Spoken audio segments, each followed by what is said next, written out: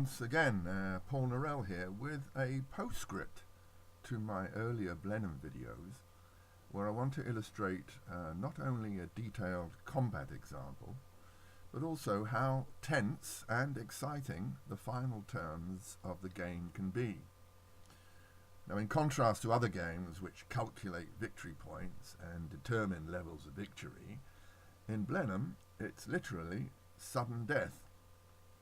To win, one side has to occupy 2 villages and have eliminated at least 12 of the opponent's cavalry and or infantry units. Artillery units don't count for this. The victory conditions apply at the end of any turn, hence sudden death.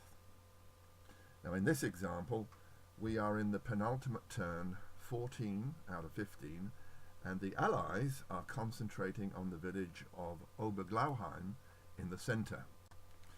Prince Eugene has already captured Lutzingen. However, Blenheim is well defended and proving a tough nut to crack. Therefore, the decision will be made here at Blenheim.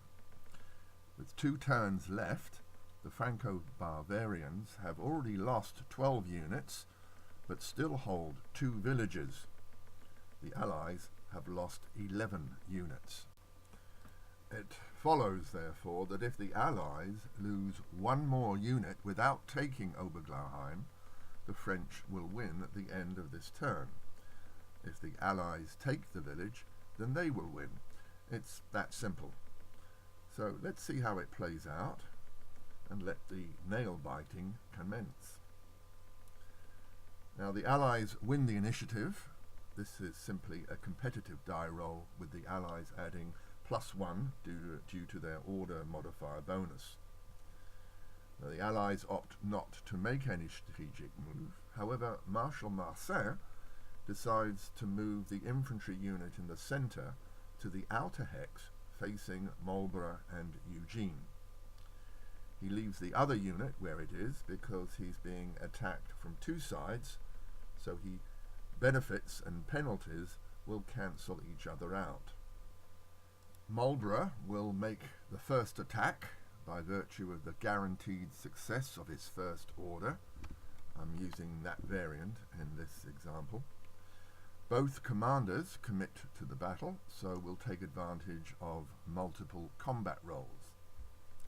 Marlborough's base value is 11 for his infantry, cavalry and artillery units attacking, +4 for combined infantry cavalry attack, +2 for infantry platoon firing, +3 for a cavalry charge. Now, this might seem odd, attacking into a built-up area, but we can assume the cavalry are overrunning the outer defences. Now, the penalties: -3 for cavalry attacking into a town, -2 for infantry attacking into a town. Then the Allies get +2 for adjacency. Now, this is because the defenders are adjacent to 2 enemy areas, not counting the attackers, and only 1 friendly area. The difference is 1, therefore there's a modifier of +2. Final attack value: 22 minus 5 equals 17, divided by 2, rounded down, is 8. The defenders have a base value of 13 for 2 infantry units, plus artillery defending on the centre hex. They get +2 for an infantry unit on the outer hex facing the attack, but -2 for the infantry unit on the other outer hex not facing the attack. Final attack value, therefore, is 15 minus 2 equals 13, divided by 2, rounded down, is 6. The initial die rolls give Marsin with +5 a total of 11, and Marlborough with +3 a total of 11. The scores are equal. Both commanders can re-roll the dice. Marsin can roll once more, and Marlborough twice. Marlborough gets a 4, which increases his final score to 12.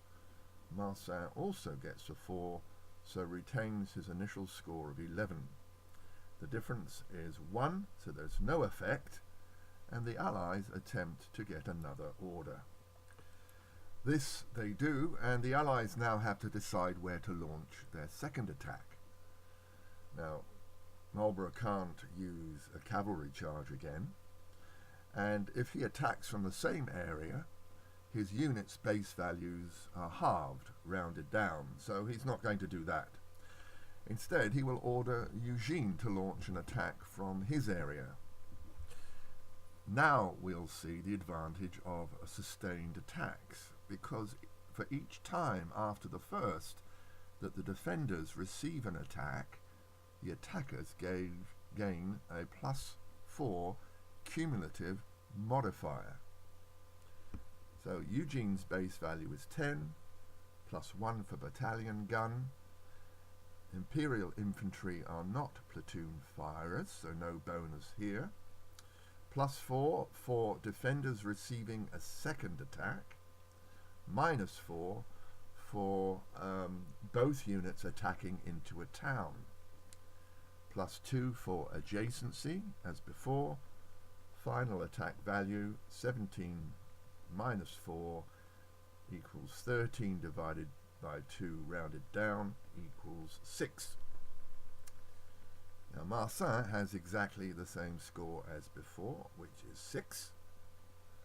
The initial commander dice rolls are Eugene 4, Marsin 5. Both commanders roll again.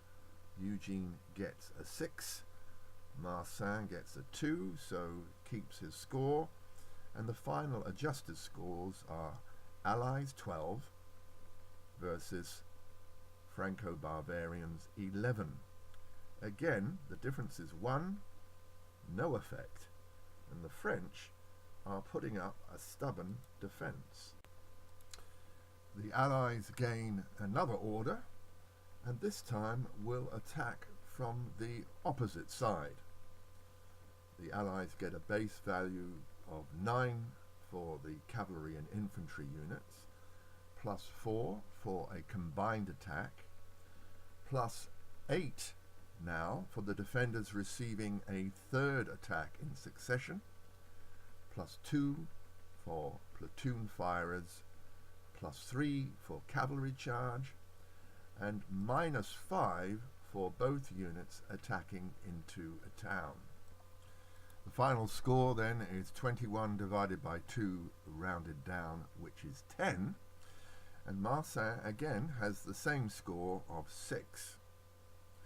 Can the Allies succeed third time lucky, although they will not receive the command bonus?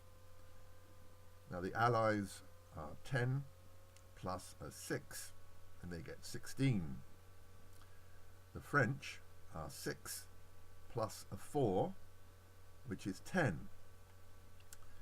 Now Marsin gets to roll the magic die one more time, and it's a 5, making a final score of 11. The difference is 5 in the attacker's favour. This is halved, rounded down, and these are the losses that are inflicted by the Allies, the attackers on the defenders. 2 step losses, which Marsin uses to eliminate his artillery. He can choose whatever unit he likes, and the artillery literally become cannon fodder. Now the French inflict half their casualties on the attackers, and there is no modification, so the Allies get 1 step loss and elect to disrupt the infantry unit. More importantly than the losses, however, is the score difference at the end of 5. Because this is 4 or more, the defenders must retreat 2 areas, and the Allies can occupy Oberglauheim with the undisrupted cavalry unit. Now, if the situation remains the same at the end of the turn, the Allies will have snatched victory.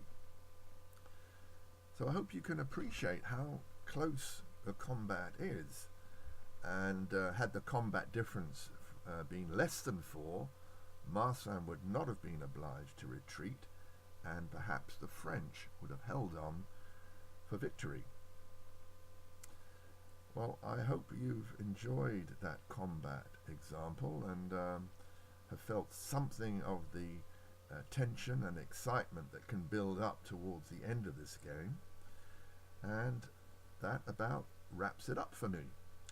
So once again, thanks for watching, and bye for now.